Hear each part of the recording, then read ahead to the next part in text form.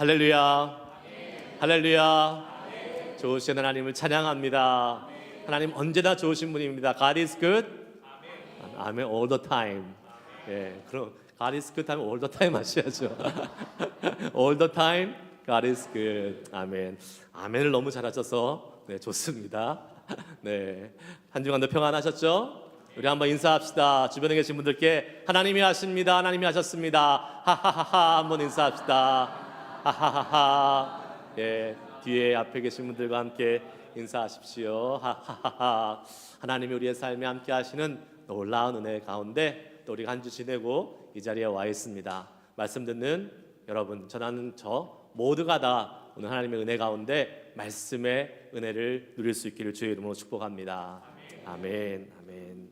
자, 오늘 지난주에 이어서 두 번째 부족함이 없는 풍성한 삶 두 번째 시간 같이 함께 나누려고 하는데요. 시편 23편 말씀 우리가 잘 아는 말씀이지요. 지난주에 이어서 계속해서 살펴볼 텐데 오늘은 뒤쪽에 있는 말씀 4절, 5절 그 부분에 조금 더 초점해서 함께 말씀을 나눠보려고 합니다. 여러분, 지난주에 우리는 하나님께서는 그분의 자녀들인 우리에게 풍성한 삶을 약속하셨다라고 우리 말씀드렸습니다. 그래서 그 풍성한 삶을 누리기 위해서 우리 각자가 실천해야 될 실천사항 한 3가지를 여러분에게 말씀드렸었습니다. 뭐죠, 여러분? 한 가지도 기억 못하는데 3가지까지 다 기억하라고 하는 것이 너무나 무리인 요구인지 알겠지만 여러분 그래도 아는 척이라도 좀 해주시면 제가 격려가 될 것 같습니다. 만약에 목사님 그걸 어떻게 기억해요? 라고 이렇게 마음에 든다 할지라도 속으로만 생각하시고 그냥 고개로는 끄덕끄덕 하시길 바라겠습니다. 첫째, 내 삶의 주인이 하나님이심을 인정하는 것, 하나님의 주권을 인정하는 것, 이것이 필요하다 그랬고요. 두 번째, 그 주인 대신 하나님의 뜻대로 살기 위해서 어떻게 해야 된다고요? 하나님의 말씀을 항상 묵상하며 말씀으로 교제하는 것. 세 번째, 주님이 주신 것을 어떻게 해요? 흘려보내는 것. 우리 이것을 실천하며 살자. 그러면 풍성한 삶을 살 수 있다라고 우리가 같이 함께 나눠 보았습니다. 그러면 그렇게 하면 우리의 삶이 부족함 없는 풍성한 삶으로 변화될 수 있을 것이다 라고 말씀을 나눴는데요. 그 하나님이 주시는 풍성하고 넘치는 삶이 우리의 삶 속에, 여러분의 삶 속에, 우리 벨리 가족들의 삶 속에 넘쳐나기를 주의 이름으로 축복합니다. 아멘. 자, 이런 넘치는 풍요로운 삶을 사는 데 있어서 항상 그것을 방해하는 존재가 있다는 사실을 우리는 기억해야 될 것입니다. 그것이 무엇일까요? 바로 사단의 세력입니다. 악한 영의 세력이에요. 기독교 변증가 C.S. 루이스는요, 스크루지 테이프의 편지에서 이렇게 기술했습니다. 악한 영에 대해서 생각할 때 우리 인류가 빠지기 쉬운 2가지 오류가 있습니다. 첫째는 악마의 존재를 믿지 않는 것이고, 다른 하나는 또 다른 악마는 믿되 불건전한 관심을 지나치게 많이 쏟는 것입니다. 이게 있어요. 뭐예요? 다시 한번, 하나는 악마의 존재를 믿지 않는 것, 악한 영의 존재를 믿지 않는 것, 생각하는 것을 우리가 경계해야 되고, 또 두 번째는 악마를 믿되 불건전하게 너무 지나치게 관심을 갖는 것도 잘못된 것이다 라고 말씀하고 있습니다. 우리는요, 분명 믿음의 사람들이고 하나님의 사람들에게 약속된 사랑과 은혜가 우리 가운데 주어져 있음을 믿습니다. 아멘이세요? 예. 그러나 동시에 그 하나님의 은혜와 사랑을 방해하는 존재, 악한 사단의 존재가 있다는 것을 또 알고 경계해야 될 것입니다. 성경 뒤에 우리에게 이렇게 증거하고 있잖아요. 베드로전서 5장 8절 말씀 한번 읽어볼까요? 시작. 근신하라, 깨어라. 너희 대적 마귀가 우는 사자같이 두루다니며 삼킬 자를 찾나니. 아멘. 우리 주변에 누가 있어요? 마귀가 있습니다. 우는 사자와 같이 삼킬 자를 찾아다니는 악한 영이 우리 가운데 있다라는 거예요. 호시탐탐 우리를 노리고 우리가 하나님의 은혜로부터 떨어지고 하나님의 은혜를 누리지 못하도록 만들려고 애쓰고 있는 마귀가 있다라는 사실입니다. 어떻게 해서라도 하나님의 자녀들에게 약속된 풍성한 삶을 누리지 못하도록 수단과 방법을 가리지 않고 우리를 넘어뜨리려고 하는 사단의 세력이 있다라는 것을 먼저 우리는 인식해야 될 것입니다. 오늘 본문의 저자 다윗도 마찬가지입니다. 다윗도요, 분명 풍성함이 있는, 부족함 없는 풍성한 삶을 살아가고 있지만 그것이 아무런 방해나 아무런 어려움, 아무런 공격 없는 상황이 아니라고 분명히 말씀하고 있습니다. 다윗이요, 때로는 어디를 걸어간다 그래요? 골짜기. 근데 그냥 골짜기가 아니라 사망의 음침한 골짜기를 걸어간다라고 말하고 있습니다. 또한 원수들 앞에서 위협받는 상황도 있다라고 말씀하고 있어요. 바로 악한 영, 마귀의 세력이 우리를 넘어뜨리려고 위협하는 상황입니다. 그러나 악한 영이 우리 가운데 있다 할지라도 우리는 하나님의 풍성한 삶을 누릴 수 있음을 믿으시기 바랍니다. 어떻게 해요? 오늘 말씀을 통해서 한번 살펴보기 원합니다. 첫 번째, 한번 따라해 봅시다. 마음을 지키면 풍성한 삶을 살 수 있습니다. 여러분, 악한 영들이 어떠한 방법을 사용해서 믿음의 사람들을 넘어뜨리려고 할까요? 그 가장 많이 사용되는 방법이 바로 우리의 마음을 가지고 장난을 치는 것입니다. 그게 제일 쉬운 방법이에요. 왜 그렇습니까? 마음이 내 마음대로 돼야 안 돼요? 안 되죠. 그것이 문제라는 것이에요. 내 마음인데 내 마음대로 되지가 않습니다.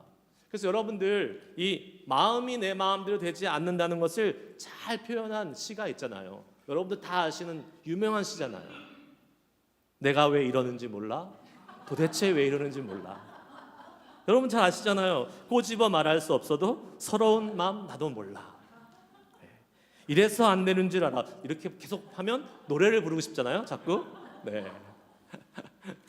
여러분, 우리의 마음이 마음대로 되지 않는 이것을 표현한 그러한 가사잖아요, 유행가 가사. 우리 뜻대로 잘 되지 않는 것이 우리의 마음입니다. 심지어 뻔히 알아요. 아는데도 불구하고 우리의 마음을 우리의 마음대로 조절할 수 없고 통제할 수 없는 것이 바로 우리들이라는 사실입니다. 제가요, 예전에 어렸을 때에 아마 제 나이 또래 되시는 분들이 교회를 다니셨다라면 청소년 시절에 그 수련회를 가면요, 반드시 했던 그러한 프로그램이 하나 있습니다. 담력 훈련이라는 걸 했어요. 그렇게 많이 했어요, 저 어렸을 때. 담력 훈련. 근데 이 담력 훈련을 하면 산길을 이렇게 혼자 이렇게 가거나 아니면 두 명씩 짝지어서 이렇게 가는데 거기에 누가 숨어 있습니까? 선생님들이 숨어 있는 거예요. 다 알아요. 선생님들이 숨어 있다는 것을 다 압니다. 그런데 저는 이 담력 훈련을 왜 하는지 정말 모르겠어요. 하나도 영적으로 도움이 되지 않습니다. 담력 훈련은 언제 하는 거예요? 깜깜한 밤에 하는 거잖아요.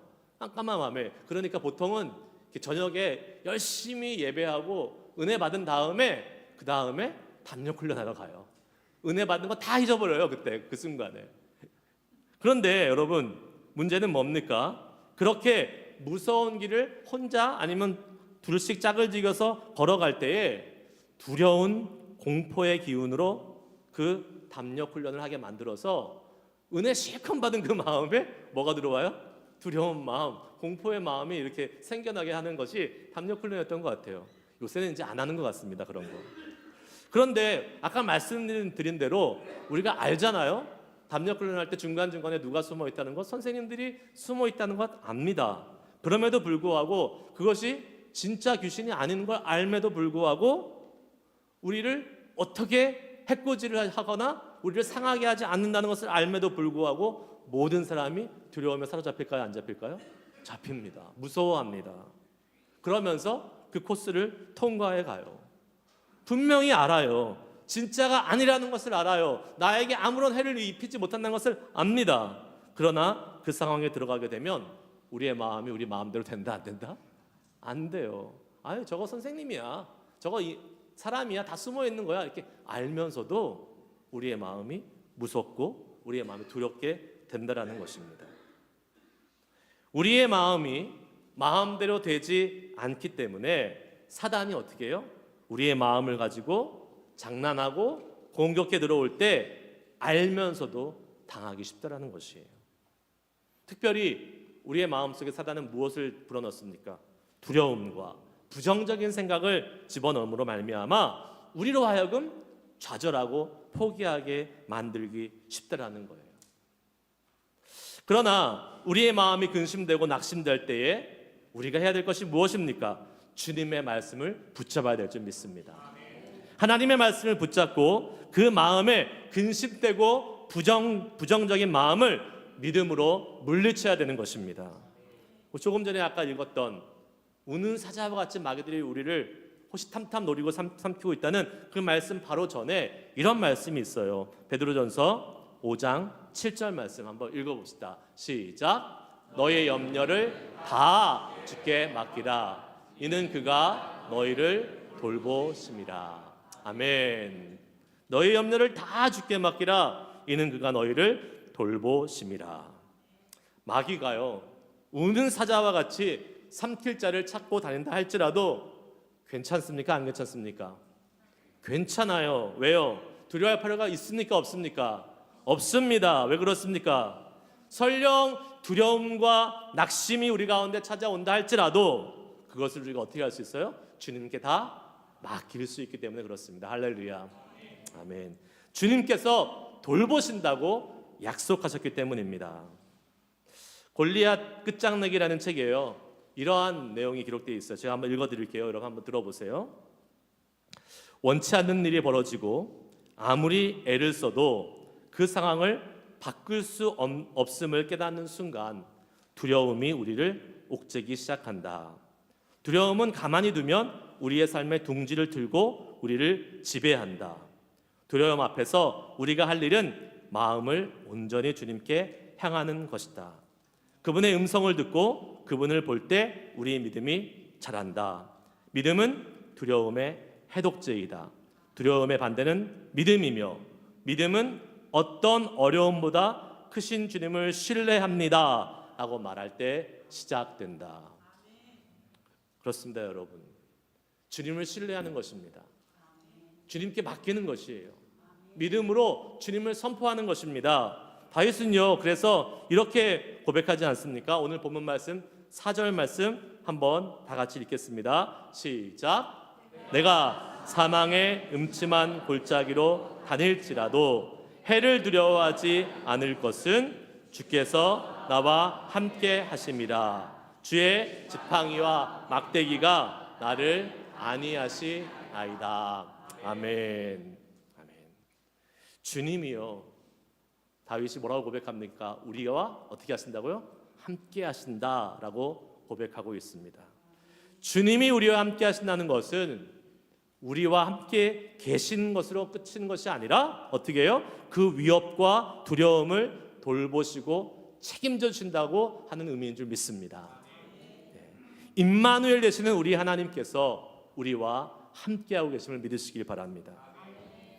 두려움과 낙심 가운데 행여 있을지라도 우리의 마음을 사단에게 내어주서는 안 되는 것입니다. 우리와 함께 하시는 분은 누구세요?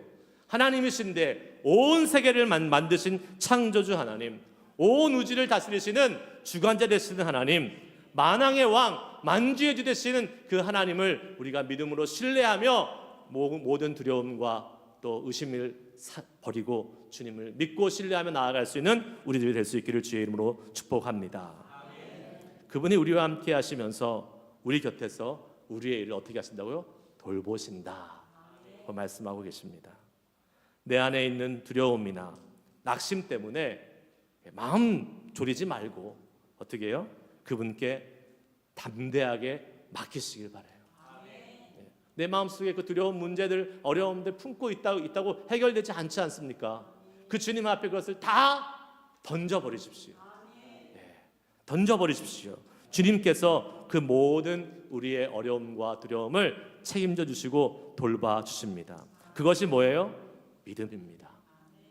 하나님께 맡기는 것이 믿음이에요. 그리고 하나님은 우리들에게 그 믿음을 보이시기를 원하십니다. 주님을 신뢰하는 그 믿음으로 우리의 마음을 마귀의 위협과 장난으로부터 지켜낼 수 있기를 주의 이름으로 축복합니다. 그러면 어떻게 돼요?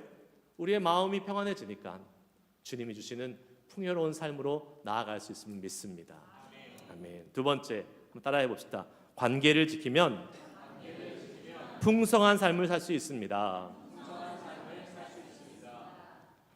여러분, 우리의 그 풍성한 그 삶을 깨트리기 위해서 그것을 방해하는 사단의 두 번째 공격하는 방법이 바로 관계의 방법입니다. 관계의 방법. 관계를 통해서 우리를 풍요로운 삶을 살지 못하도록 만드는 거예요. 즉, 사람을 통해서 실망하게 만들고 사람을 통해서 섭섭하게 만드는 것이 바로 관계를 파괴하는 것입니다. 우리 사람은요, 관계의 존재입니다. 혼자 살아갈 수 없잖아요. 우리는 다 함께 살아가는 존재들입니다. 싫던 좋던 우리는 누군가와 관계를 맺고 사람들 사이에서 살아갈 수밖에 없습니다. 특별히 우리는 교회 안에서 신앙의 공동체를 이루어서 살아가고 있지 않습니까? 그래서 이 신앙의 공동체라는 믿음의 관계, 믿음의 사람들과의 특별한 관계를 갖고 살아가고 있습니다. 왜 특별합니까, 여러분? 생전 보지도 못한 사람들한테 처음 만났는데 뭐라고 얘기해요? 형제님, 자매님 이렇게 이야기합니다. 형제 자매라고 이야기해요. 그리고 도와주겠다고 얘기해요. 뭐 언제 봤다고? 예, 처음 만났는데도 도와준다고 이야기합니다. 다 믿고 맡길 수 있는 관계가 바로 이 믿음의 관계예요. 여러분, 제가 목회자로 청빙돼서 가는 교회마다 가자마자 저한테 교회 열쇠를 이렇게 주더라고요. 언제 봤다고? 네, 언제 봤다고 저한테 교회 열쇠를 다 줘요. 교회를 맡기는 거잖아요. 네, 우리 교회 왔을 때도 열쇠부터 주더라고요. 네, 그 말은 책임지시오라는 그런 말도 있지만 한편으로 생각하면 아니 정말 언제 봤다고 열쇠를 맡깁니까? 그러나 그렇게 할 수 있는 이유가 있죠. 무엇입니까? 우리는 다 예수님의 자녀들이기 때문에 그렇습니다. 예수님을 때문에 우리가 한 형제, 한 자매가 됐기 때문에 서로 신뢰하고 믿을 수 있는 것 아니겠습니까? 우리에게 영원한 생명을 주신 그 예수님을 함께 같이 믿고 있으니까 서로 간의 신뢰도 금방 쌓이는 것 같아요. 그렇지 않습니까, 여러분? 세상에서 살 때에 우리가 고향만 같은 사람이 만나도 금방 마음을 열고 친해질 수 있잖아요. 학교가 같은 동문이라고 하면 또 금방 또 친해집니다. 미국에서 살 때 같은 한국 사람만 만나도요 얼마나 반갑습니까? 네, 그렇죠. 여러분 잘 모르세요. 캘리포니아 살면 잘 몰라요. 그런데 다른 지역에 가보면요 한국 사람 보기 어려운 데에 살면 한국 사람 만나면 그렇게 반가울 수가 없어요. 하물며 여러분 영원한 생명을 허락해 주신 예수님으로 하나 된 우리 교회 공동체는 그 어떠한 그룹보다 더 금세 친밀하고 가까워질 수 있는 그러한 관계인 줄 믿습니다. 네. 그런데 여러분 이러한 예수님을 믿는 믿음이라는 공통 분모를 갖고 모이다 보니까 우리가 서로를요 너무 많이 믿어요. 너무 많이 신뢰해요. 믿는 도끼 어떻게 돼요? 발등 찍히는 일들이 생겨난다라는 것입니다. 어떻게 나랑 같이 신앙생활을 하던 같은 집사님, 권사님, 장로님, 아니 목사님 그럴 수 있습니까? 라는 그러한 일들이 생겨나는 거예요. 왜 그렇습니까? 믿기 때문에, 그 사람을 믿었기 때문에 그러는 거예요. 그러나 제가 종종 말씀드리지요. 우리가 믿어야 될 대상은 사람이라고요? 아니라고요? 아닙니다. 사람은 믿어야 할 대상이에요? 아니에요? 아닙니다. 사람은 믿음의 대상이 아니에요. 자, 다시 한번 확실하게 합시다. 옆에 계신 분께 이렇게 말씀하세요. 저는 당신을 믿지 않습니다. 저는 당신을 믿지 않습니다. 네. 정말이에요. 믿어서는 안 돼요. 큰일 납니다. 나중에 어떤 일이 생길지 모릅니다. 그런데 사탄은요 어떻게 해요? 우리들로 하여금 누구를 믿게 만들어요? 사람을 자꾸 믿게 만들어요. 우리의 믿음의 대상은 하나님 한 분이신데 믿음의 대상을 자꾸 사람을 의지하고 사람을 신뢰하게 만들어 버린다는 것입니다. 그러다가 그 관계가 깨지면 어떻게 돼요? 우리의 믿음도 깨지게 되는 거예요. 사람과 문제가 생길 때 그것이 사람의 실수든 아니면 오해든 작은 틈이 생기면 그 틈을 통해서 누가 들어와요? 사단이 들어와서 우리의 풍성한 삶을 깨트려 버리는 것입니다. 제가요 예전에 몇 년 전에 교회 개척을 할 때에 개척을 준비하면서 가장 힘들었던 일이 바로 이 관계였습니다. 관계 문제였어요. 제가 개척을 한다고 하니까요 많은 분들이 관심을 가졌겠죠. 그런데 그 중에서는요 아무런 관심이 없는 분들도 계셨습니다. 물론 제가 모든 사람들이 다 함께 관심을 가져줄 건 기대하지는 않았어요. 그런데 제가 평상시에 가깝게 지내고 또 이렇게 좀 신뢰하며 믿으면서 지냈던 분들 중에서도 제가 개척하고 이제 준비를 하는데 아무런 관심이 없고 같이 함께 기도하는 기도 모임에도 안 와주시고 그런 분들이 계시더라고요. 제가 마음속으로 어땠을까요? 실망이 됐겠죠. 섭섭했겠죠. 그러한 마음이 들더라고요. 그런데 그 마음을 틈타고 누가 들어와요? 사단이 들어오는 겁니다. 아니 어떻게 그럴 수 있어? 그래도 잘 알던 사이고 함께 오랫동안 신앙생활을 했는데 목사가 교회 개척한다 그러는데 관심을 좀 가져주고 함께 기도를 해줘야 되는 것 아니야? 라고 안부를 좀 물어봐줘야 되는 거 아니야? 라는 그런 섭섭한 마음이 제 속에 들더라고요. 뭐예요? 믿었던 사람에 대한 섭섭함입니다. 제가 사람들을 믿고 있었던 거예요. 저와 좋은 관계를 가지고 있던 사람들을 믿고 그 믿음에 기반해서 기대하고 믿었지만 그렇게 그 제 기대와 믿음대로 되지 않으니까 어떻게 돼요? 실망하게 됩니다. 서운해하게 됩니다. 문제가 무엇이었을까요? 사람은 결코 믿음의 대상이 될 수 없는데 제가 사람들을 믿고 의지하려고 했었던 마음이 조금이라도 있었던 거예요. 믿음의 대상은 오직 하나님 한 분이십니다. 사람이 아닙니다. 성경도 우리에게 분명히 말씀합니다. 디모데후서 2장 13절 말씀 한번 읽겠습니다. 시작. 우리는 미쁨이 없을지라도 주는 항상 미쁘시니 자기를 부인하실 수 없으시리라. 아멘. 우리는 미쁨이 없을지라도 우리는 믿을 만한 대상이 아니에요. 그러나 주는 미쁘시니 주는 항상 미쁘시니 주님은 항상 믿을 만한 분이십니다. 할렐루야. 네. 그 주님을 온전히 믿고 신뢰하며 나아갈 수 있는 우리들이 되어야 될 줄 믿습니다. 우리가 어떤 사람을 믿는 순간 그 사람은 우리에게 도움이 되는 것이 아니라 뭐가 되는 거예요? 우상이 되는 것입니다. 하나님을 믿어야 될 자리에 사람을 믿게 됨으로 말미암아 그 사람이 우상이 되고 마는 것이에요. 사람은 믿음의 대상이 아니라고 그랬습니다. 그러면 사람은 어떤 대상이에요? 사랑의 대상입니다. 사람은 믿는 것이 아니라 사랑하는 거예요. 다시 한번 옆 사람에게 이렇게 말씀하세요. 당신은 믿지는 않지만 사랑합니다. 믿지는 않지만 사랑합니다. 예. 그래요. 사랑하면 돼요. 예.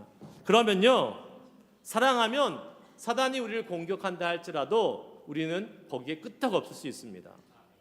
괜히 믿다가 서운하고 섭섭하고 그 우리의 마음이 상해지는 그러한 일이 없어요. 아 맞아, 그럴 수 있지. 저 사람 그럴 수 있어. 하지만 내가 주님의 사랑으로 사랑하니까 내가 용서할 거야, 내가 품을 거야 라는 그러한 마음을 가질 수 있는 것이죠. 베드로전서 4장 8절에 이렇게 말씀하고 있지 않습니까? 한번 읽습니다. 시작. 무엇보다 뜨겁게 서로 사랑할지니 사랑은 허다한 죄를 덮느니라. 아멘. 사랑은 허다한 죄를 덮는다 그랬어요. 믿으면, 배신당하면 서운하고 섭섭하고 열받지만 사랑하면 어떻게 해요? 허다한 죄를 덮고 이해하고 용서할 수 있는 것입니다. 사랑할 수 있길 주의 이름으로 축복합니다. 여러분, 우리는요 교회를 위해서 또 하나님의 나라를 위해서 헌신하면 은혜가 가득하고 축복된 삶, 풍성한 삶이 기다리고 있을 것이라고 예상하고 기대합니다. 그렇죠, 맞습니다. 그러나 그것만은 있는 것이 아니라는 거예요. 사단이 우리 믿는 사람들의 마음을요 계속해서 흔들고 관계를 깨트림으로 말미암아서 하나님이 공급해 주시는 풍성한 은혜를 누리지 못하도록, 그 축복을 누리지 못하도록 끊임없이 방해하는 것도 동시에 존재하다는 사실을 기억하시기 바랍니다. 왜요? 교회가 성장하고 교회가 부흥하고 우리 한 사람 한 사람들이 믿음의 사람으로 서는 것을 사단이 좋아해요, 안 좋아해요? 안 좋아합니다. 어떠한 수를 써서라도 그것을 방해하려고, 넘어뜨리려고 사단은 계속 우리의 관계를 파괴하려고 할 것입니다. 괜히 우리의 마음을 흔들기도 하고요, 우리들 사이에 있는 관계들을 악화시켜서 우리 가운데 괜한 의욕과 불신들을 만들어내려고 할 것이에요. 하지만 기억하십시오. 우리의 관계를 지킬 수 있는 것은 그 사람을 믿는 것이 아니라 사랑하는 것입니다. 여러분, 주님이 우리에게 베풀어 주시는 풍성한 그러한 상이 있다라고 오늘 말씀은 이야기합니다. 그 상이 뭐예요? 5절 말씀 한번 읽어볼까요? 시작. 주께서 내 원수의 목전에서 내게 상을 차려주시고 기름을 내 머리에 부으셨으니 내 잔이 넘쳐나이다. 아멘. 주께서 내 원수의 목전에서 내게 뭐를 차려주세요? 상을 차려주세요. 테이블. 예. You prepare a table before me. 그러니까 밥상 차려주신다고 말씀하는 거잖아요, 우리에게. 근데 그것을 어디에? 누구의 앞에서? 원수의 목전 앞에서 하나님께서 우리에게 밥상을 차려준다고 말씀하고 계십니다. 원수들과 대치하고 또 원수들과 긴장감이 있는 상황 속에서 다윗은 하나님이 공급해 주시고 하나님이 준비해 주시는 풍성한 상이 우리 가운데 차려진다라고 선포하고 있습니다. 근데 그 밥상은요, 그냥 밥상이 아니에요. 어떻게 해요? 기름을 머리에 붓고 잔이 넘친다는 것은 무엇을 의미합니까? 당시에 손님들이 왔을 때에 지극정성으로 차린 최고의 음식으로 대접하는 손님 접대의 의미를 가지고 있는 것입니다. 즉, 주님께서 우리에게 차려주시는 밥상은요, 그냥 시시한 밥상이 아니라는 거예요. 풍성하고 먹을 것 많은 그러한 상을 우리 가운데 차려주시고 우리로 하여금 그것을 먹고 누리게 하신다라는 것을 다윗은 선포하고 있습니다. 이 다윗의 선포가 바로 우리의 선포가 될 수 있을 줄 믿습니다. 말씀 마무리합니다. 우리는요, 하나님이 주시는 풍성한 삶 살 수 있습니다. 아니, 살아야 됩니다. 예. 그러지 않으면 계속 이 마귀들의 공격에 넘어갈 수밖에 없어요. 하나님이 주시는 은혜의 풍성함, 하나님이 주시는 그 능력의 풍성함, 하나님이 주시는 사랑의 풍성함을 누리고 있을 때에 사단이 아무리 우리를 건드려도 우리는 끄떡없는 줄 믿습니다. 왜요? 그런 사람은 더 주님을 신뢰할 수 있고 더 주님을 의지할 수 있습니다. 그러기 위해서 눈에 보이는 원수의 위협, 마귀들이 그냥 한번 찝쩍대면서 찔러보는 그러한 건드림에 넘어가서 하나님이 공급해 주시는 풍성한 밥상을 누리지 못하고 엎어버리는 그러한 실수하지 않을 수 있기를 원합니다. 오히려 우리 어떻게 해야 됩니까? 사단이 우리 가운데 눈앞에 있다 할지라도 원수들 앞에서 보란듯이 하나님이 차려주시는 그 은혜의 밥상을 마음껏 즐기면서 먹으며 누릴 수 있는 자들이 되어야 될 줄 믿습니다. 네. 그러기 위해서 어떻게 하자고요? 우리의 마음을 지키자고 했습니다. 우리의 마음을 지켜야 됩니다. 내 마음대로 되지 않기 때문에 어떻게 해요? 하나님을 의지해야 됩니다. 하나님께 우리의 마음의 문제와 두려움과 부정적인 것들을 모두 다 주님께 맡기고 하나님의 돌보심을 구하시는 우리 모두가 될 수 있기를 축복합니다. 관계를 지키십시오. 어떻게 해요? 관계를 통해서 우리에게 실망을 주고 우리에게 섭섭함을 주는 그러한 모든 잘못된 사람을 믿는 믿음을 내려놓고 오직 하나님만 믿고 사람은 사랑하면서 주님의 이 은혜의 풍성함을 누려갈 수 있는 우리들이 될 수 있기를 주 이름으로 축복합니다. 우리의 마음과 관계를 파괴하려는 사단에게 대적하십시오. 그리고 하나님의 능력을 선포하십시오. 우리 한번 따라해 봅시다. 사탄 마귀야, 너희는 절대 나를 무너뜨리지 못해. 나는 하나님이 보호하시고 함께 하시는 하나님의 자녀야. 아멘이십니까? 마틴 루터는요 이렇게 말했어요. 성경 말씀에 승복하지 않는 마귀 악마를 퇴치하려면 비웃고 업신여기는 것이 상책이다. 어떻게 해요? 비웃고 업신여기는 것. 악마는 경멸을 참지 못하기 때문이다. 사단의 공격과 위험이 있을 때요, 우리는 그 앞에 두려워하는 것이 아니라 어떻게 해야 된다고요? 비웃고 경멸하십시오. 이미 너는 예수님의 능력 가운데 머리를 상했어. 예수님이 너의 머리를 밟아버렸어. 승리하신 주님이 우리 가운데 계셔. 그렇기 때문에 너는 나를 절대로 해치지 못해. 그 주님이 나를 보호하시고 함께 하셔 하는 그 믿음의 고백을 하면서 사단을 대적하며 주님의 승리하심을 선포하며 나아갈 때에 우리 가운데 풍성한 삶, 하나님이 차려주신 아름답고 먹을 것 많은 그 밥상을 우리는 마음껏 누리는 삶을 살아가게 될 줄 믿습니다. 그 은혜를 누릴 수 있는 우리 모두가 되기를 소망하면서 우리 함께 찬양하며 나아가시겠습니다. 우리 진짜 마지막으로 찬양할 때에 다시 한번 우리가 믿음으로 고백하며 선포합시다. 아무것도 두려워하지 말라. 사단이 우리 마음속에 두려움을 줄지라도 우리에게 능력 되신 하나님이 계시고 승리하신 예수님이 계시기 때문에 우리는 결코 두려워하지 않습니다. 믿음으로 우리의 삶을 살아가겠습니다. 주님 우리 가운데 함께하여 주시고 주님의 능력과 은혜로 순간순간 살아가며 풍성한 삶 누려가는 늘 되게 하여 주시옵소서. 우리 함께 찬양하며 나아가시겠습니다. 아무것도 두려워 말라.